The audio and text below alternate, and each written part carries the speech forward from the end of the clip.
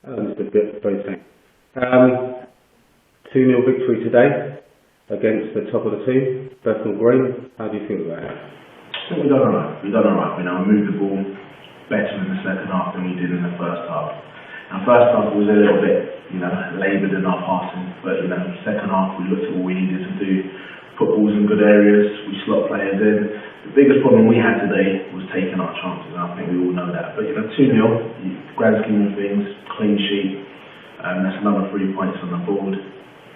It's a good victory, good for team morale. But from my personal perspective, and I'm sure from the rest of the management's point of view, we wanted it to be more. So we could send that shockwaves, and messages to the league so people know that we're not to be messed with. But at the minute, the most important thing is that we get consistency. We've got Basildon next week. We've got to ensure that we're doing the right things and taking the next step.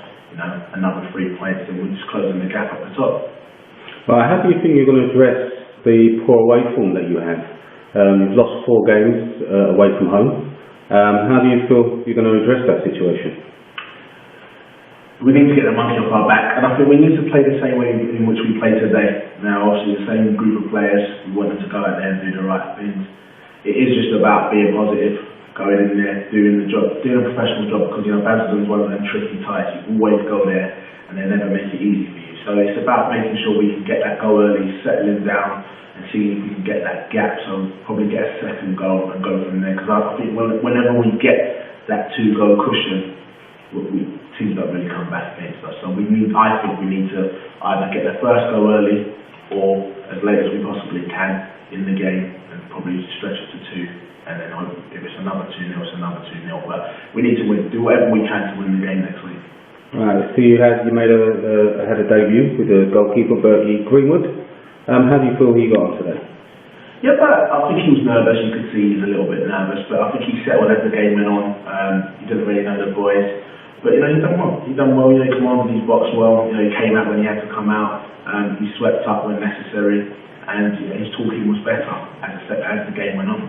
Why do you think Enfield FC at the moment are so inconsistent within the games they're playing, both at home and away?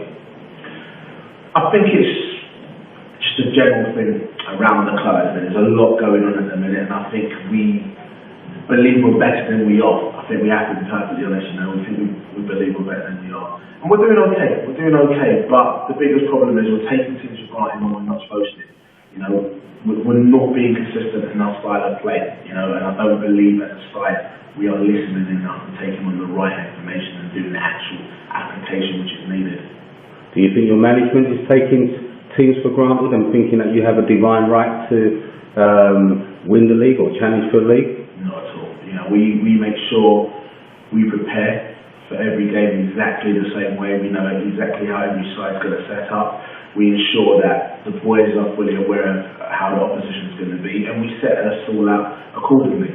Now, we all got to take the blame, as in for performance-wise, because it's down to us, and I'll take the majority of the blame with team selection.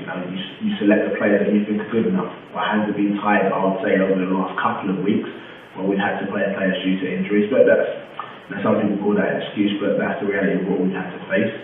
But we pushed on. We've got in the right players to compensate, and we have to just push on now. So as I see, you have quite a turnover of players here at the club, and you feel that's the best way forward.